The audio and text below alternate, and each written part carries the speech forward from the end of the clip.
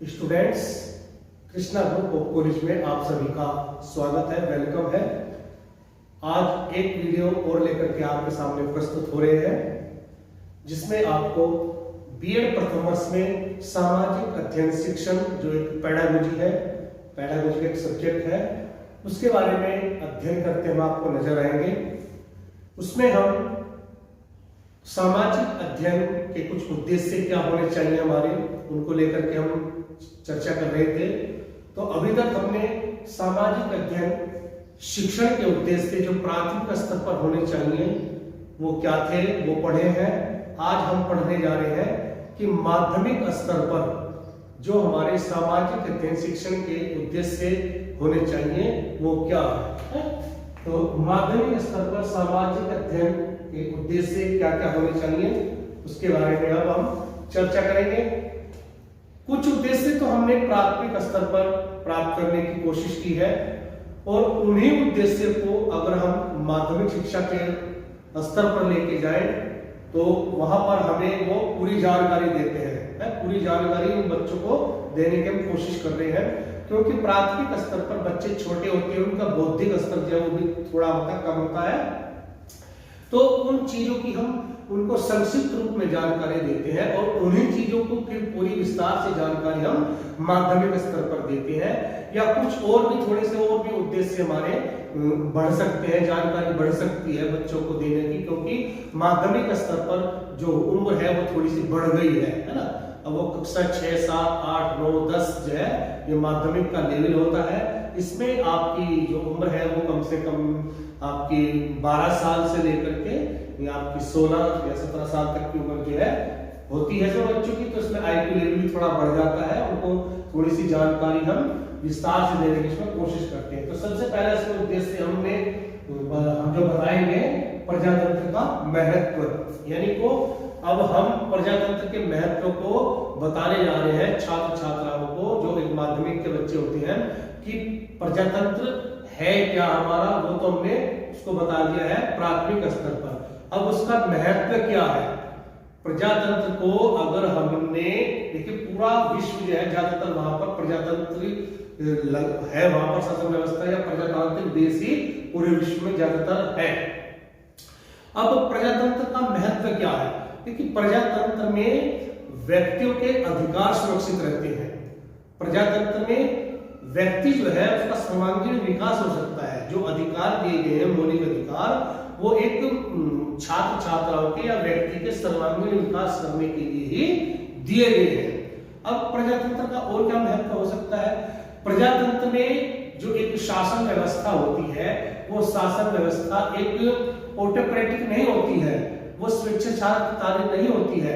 उसमें जनता के विचारों को सुना जाता है, जनता की बातों को सुना जाता है, जनता के विकास की बातें उसमें की जाती है, जनता को ऐसे ऐसे उसमें सुविधाएं दी जाती है जो उनके जीवन से संबंधित होती है, जो उनके जीवन को एक सरल बना सके, एक सुलभ बना सके।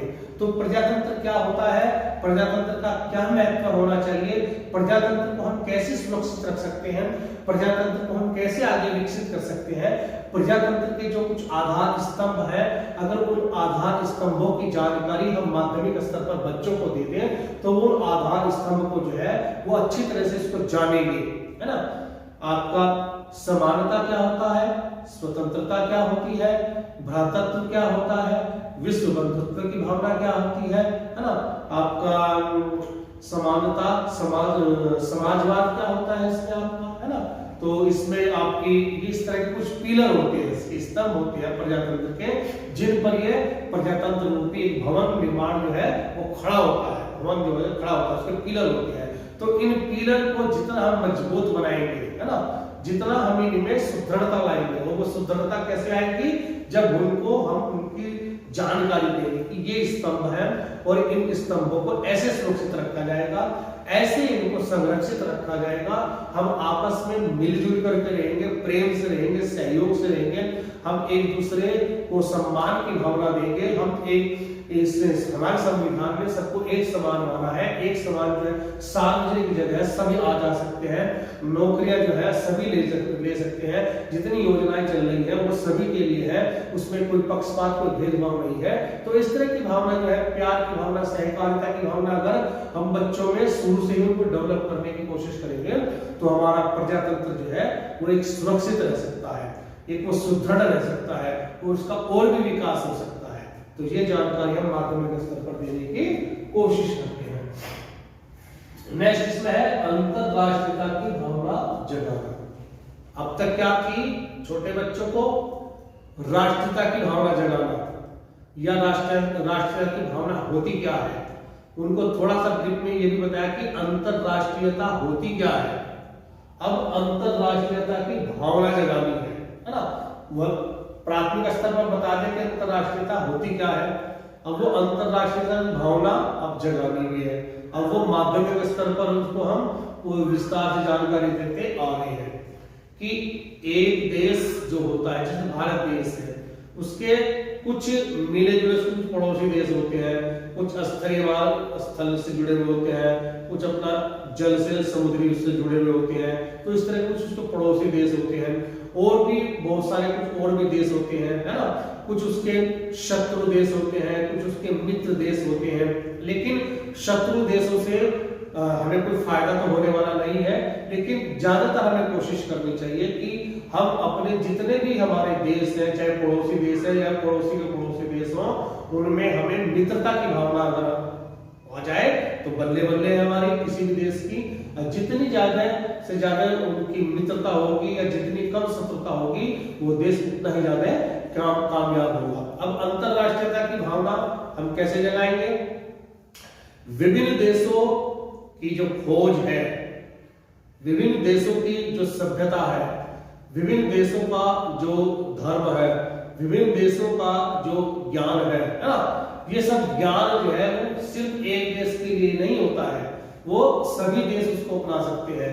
एक देश में एक देश के वैज्ञानिक ने अगर कोई खोज की है तो वो खोज उस देश के लिए नहीं उपयोगी होती है, वो पूरे विश्व के लिए उपयोगी होती है। तो इस तरह की भावना बच्चों को के मन में जगानी है कि जिस तरह से एक राष्ट्र को हम एक रूप में लेकर के चल सकते हैं कि विभिन्न संस्कृतियां हैं, विभिन्न धर्म के मानने वाले हैं, विभिन्न संप्रदाय के मानने वाले हैं, एक देश में रहते हैं, लेकिन फिर भी एक राष्ट्र के पक्ष में वो एक है, एक राष्ट्रीय भावना से वो जुड़े हुए हैं।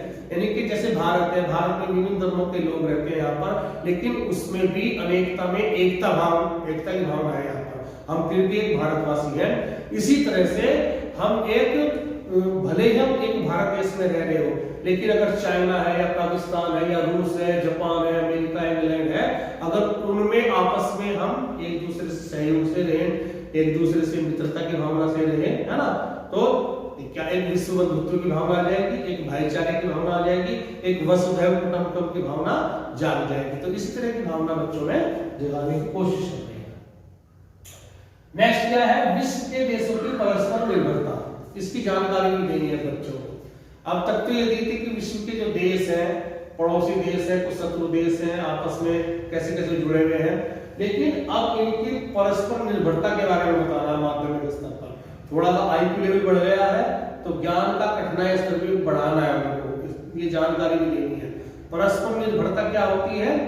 एक दूसरे पर निर्भर रहना, एक दूसरे की चीजों से उपयोग करना, उसका महत्व समझना, एक दूसरे की मतलब मैं किसी को क्या सहयोग कर सकता हूं, धन से कर सकता हूं, संपत्ति से कर सकता हूं, ज्ञान से कर सकता हूं, या मेरे पास जो चीज है उस वस्तु को जो मैं दूसरों को दे दूं, अगर उसके लिए काम आ जाए, या उनकी वस्तुओं को मैं अपने काम में ले लूं, मैं उसको प्रयोग में करूं, तो यह आपस की क्या है? ये परस्पर निर्भरता होती है। अब बच्चों को यही समझाना है कि कुछ प्राकृतिक संसाधन होते हैं जो भगवान ने उसकी भौगोलिक स्थिति के हिसाब से कुछ देशों को कुछ दिया है, कुछ देशों को कुछ दिया है, तो हर देश को कुछ प्राकृतिक संसाधन उसने दे रखे हैं, गॉड गिफ्टेड है।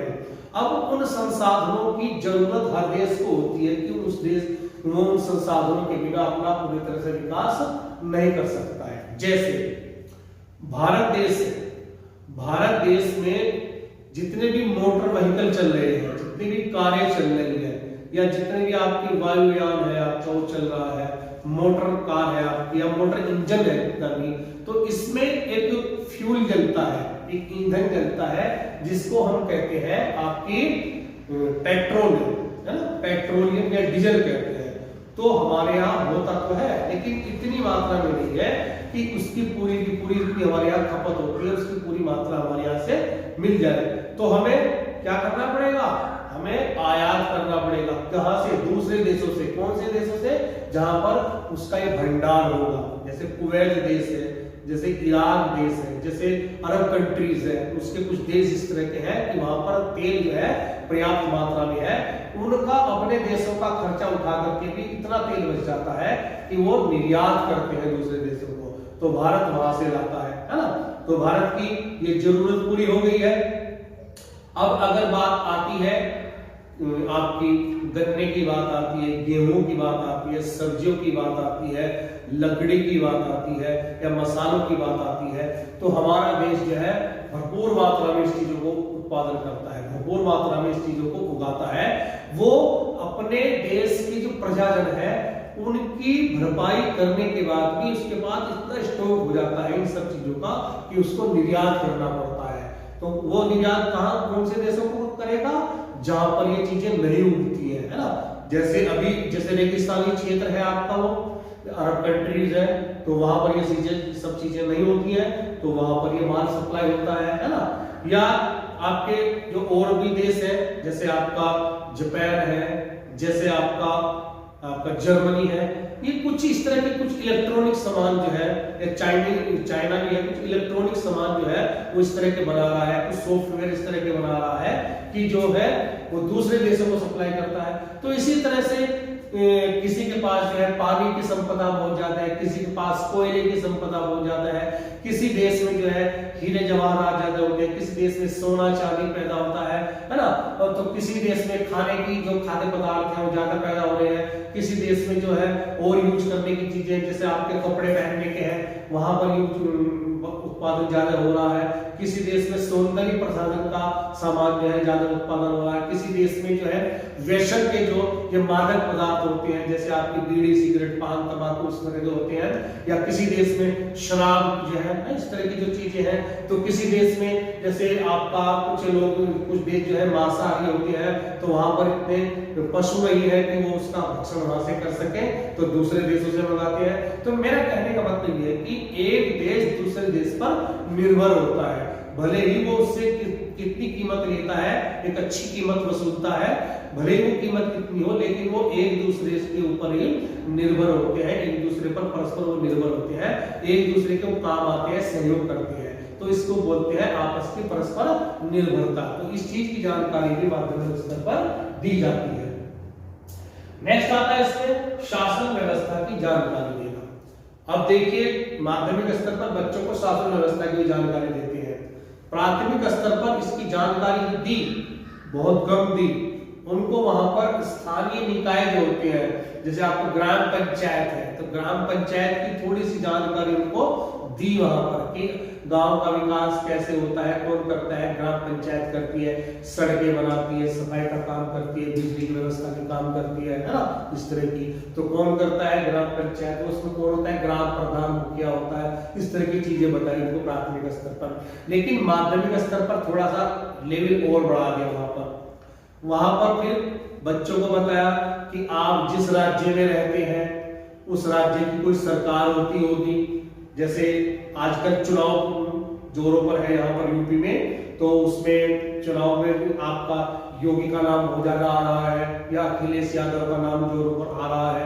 तो लोग बच्चों को पता भी है कि योगी जी जो है वो सीएम है, यहाँ के मुख्यमंत्री है, और अब चुनाव हो रहे हैं, तो हो सकता है सरकार बदल जाए। तो सरकार अगर बदल जाएगी तो मुख्यमंत्री अखिलेश जी बनेंगे, है ना। सपा की सरकार आएगी तो मुख्यमंत्री अखिलेश जी बनेंगे। अगर फिर भाजपा की सरकार आती है तो सीएम जो है मोदी वो बनेंगे, योगी जी बनेंगे, है ना। तो इस तरह की कोई ना कोई हर राज्य की एक सरकार होती है, फिर हर राज्य की सरकारें होती है, फिर एक केंद्र में एक सरकार होती है ना। तो वो केंद्र में सरकार, जैसे मोदी जी का नाम सबको पता है कि हमारे माननीय प्रधानमंत्री जी नरेंद्र मोदी जी हैं, तो उन बच्चों को भी पता है क्योंकि ये फेमस नाम हो गए हैं, योगी जी और मोदी जी बहुत फेमस नाम हो गए हैं। तो इन चीजों, इन शब्दों का जो है या इन व्यक्तित्वों का नाम जो है हर घर में जो मिलता है या हर गली मोहल्ले में गूंजते रहते हैं। तो बच्चे अगर उनके अंदर जिज्ञासा है तो वो अपने घर पूछेंगे ये कौन है, फिर वो स्कूलों में भी पूछ सकते हैं। लेकिन हमारे पाठ्यक्रम में इन चीजों को रख दिया गया है कि शासन व्यवस्था के बारे में बच्चों को बताना है, तो और इजी हो जाता है कि आपने बच्चों नाम सुना है, ये योगी जी कौन है, मोदी जी कौन है, तो ये हमारे प्रधानमंत्री जी हैं, ये हमारे मुख्यमंत्री जी हैं, ये क्या काम करते हैं, ये हमारी सरकारों को चलाते हैं। सरकार क्या है, एक शासन व्यवस्था होती है जो उसको चलाती है। शासन व्यवस्था, शासन में क्या होता है, शासन व्यवस्था में जैसा हमारा संविधान ने कुछ नियम बनाए हैं, कायदे बनाए हैं, है ना, कुछ हमारे इस तरह की कुछ रूल रेगुलेशन बनाए हैं, उन्हीं के आधार पर जो है सरकारों को अपना काम करना पड़ता है। शासन व्यवस्था उसके अनुसार चलानी पड़ती है। सबसे बड़ा हमारा एक राज्य का मुख्यमंत्री हो गया है, उसमें एक राज्यपाल भी होता है जो प्रमुख होता है अपने राज्य का, उसके अकॉर्डिंग जो है पूरा जो है शासन चलाना पड़ता है। तो उसमें एक मंत्री परिषद होती है, मंत्री परिषद में जो है आपका हर विधान परिषद में मंत्री परिषद होती है एक राज्य की। तो उसमें जो मुखिया होता है, बड़ा जो होता है वो मुख्यमंत्री होगा, फिर उसके नीचे और छोटे छोटे जो है वो और मंत्री होते हैं, जैसे शिक्षा से संबंधित शिक्षा मंत्री होगा, कोई ऊर्जा मंत्री होगा, कोई परिवहन मंत्री होगा, कोई सड़क मंत्री होगा, कोई जो आपका कोयला मंत्री होगा, कोई आपका कपड़ा शहरी विकास, इस तरह के कुछ श्रम मंत्रालय के मंत्री हो गए, कुछ शिक्षा से संबंधित मंत्री हो जाते हैं। तो इस तरह से कुछ शासन व्यवस्था होती है जो एक पूरे राज्य के शासन को लेकर के चलाई जाती है। फिर आपके मंडल स्तर पर होगी, फिर जिला स्तर पर कुछ अधिकारी हो गए आपके, है ना। तो इस तरह से वो शासन व्यवस्था के बारे में बच्चों को बताया जाता है, जानकारी दी जाती है। फिर आती है विभिन्न संस्कृतियों के प्रति स्वस्थ दृष्टिकोण रखना। देखिए वैसे तो अलग अलग संस्कृतियां होती है अलग देश की, लेकिन एक मानवीय संस्कृति होती है, एक मानवीय संस्कृति जो एक वैश्विक संस्कृति होती है।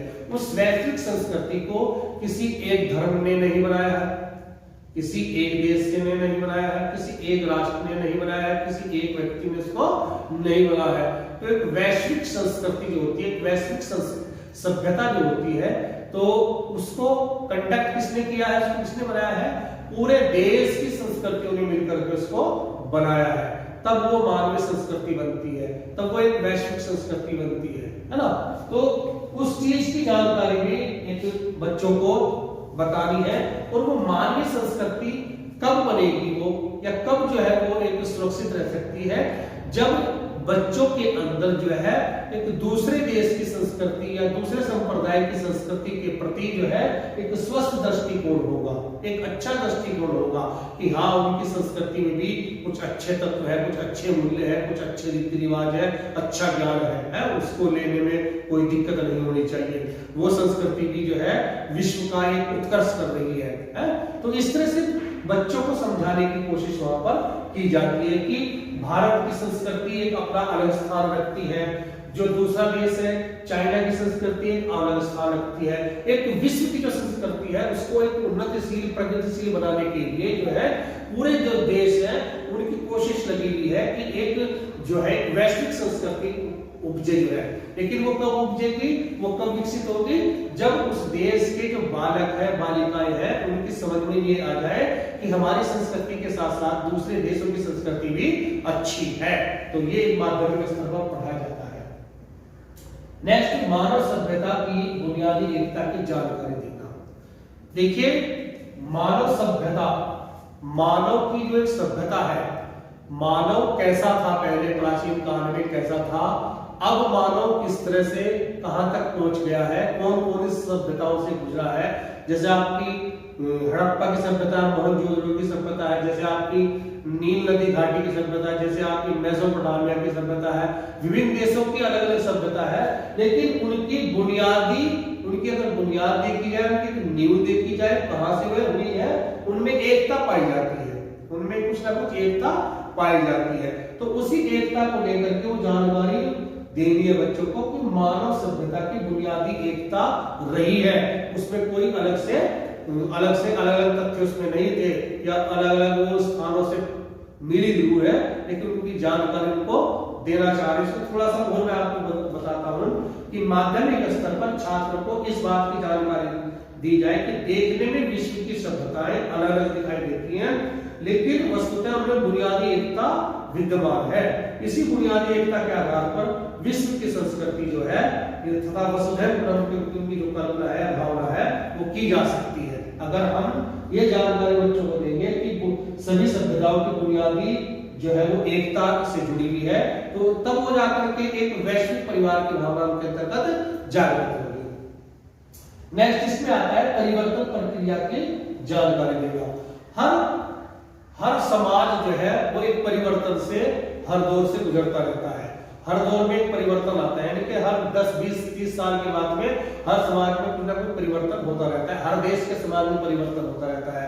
एक हमारा ही देश नहीं है कि जो परिवर्तित हो रहा है, दुनिया के जितने भी देश है सभी में वहां की उसकी संस्कृति में, उसकी सभ्यता में, उसके रहन सहन में, है ना, उसके ज्ञान में जो है, उसके जो आपके रीति रिवाज है, उसकी जो परंपराएं है, जो कुछ अंधविश्वास चीजें होती है, इस तरह की चीजें, तो उनमें परिवर्तन होता रहता है। तो उसकी जानकारी भी बच्चों को देने की परिवर्तन जो है प्रक्रिया जो है ये एक निरंतर चलती रहती है। ये पहले से ही जब से दुनिया ने जन्म लिया है तभी से परिवर्तन होता आ रहा है।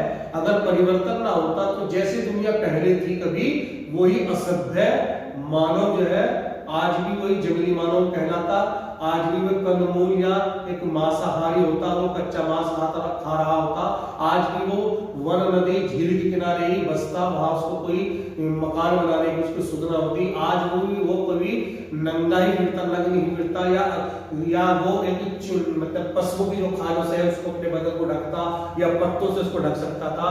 तो अगर ये परिवर्तन ना होता, कब की बात मैं ये कह रहा हूं, तो इसीलिए ये परिवर्तन जो है प्रकृति का नियम है, ये हर उसमें परिवर्तन होता रहता है। जैसे रात के बाद सुबह आएगी, सुबह के बाद फिर दोपहर आती है, फिर शाम आती है, फिर रात आती है।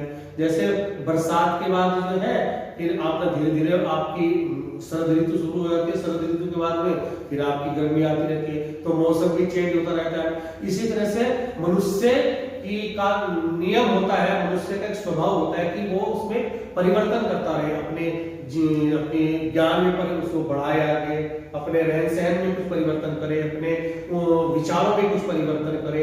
अगर हम अपनी दकियानुसी बातों को ही लेकर के बैठे रहेंगे कि बस यही है, बस यही है, बस यही है, तो हमारा विकास नहीं होगा, हम उन्नतिशील नहीं बन सकते, हमारे समाज में परिवर्तन नहीं हो सकता है। लड़कियां फिर हमारे लड़कों के साथ कंधे से कंधा मिला करके नहीं पढ़ सकती थी, लड़कियां फिर विभिन्न प्रकार की नौकरियां नहीं ले सकती थी, लड़कियां फिर जो आपकी आर्मी में नहीं जा सकती थी, है ना। तो इस तरह की ये सामाजिक परिवर्तन जो है, ये राजनीतिक परिवर्तन, सांस्कृतिक परिवर्तन जो है, उसकी जानकारी उस माध्यमिक स्तर पर बच्चों को दी जाती है, क्योंकि अगर उनके दिमाग में उस तरह की चीजें बैठ जाए, घर कर जाए, एक स्वस्थ दृष्टिकोण बन जाए उन चीजों के प्रति, तो उनको आगे चल करके कोई दिक्कत, कोई परेशानी नहीं होगी, है ना।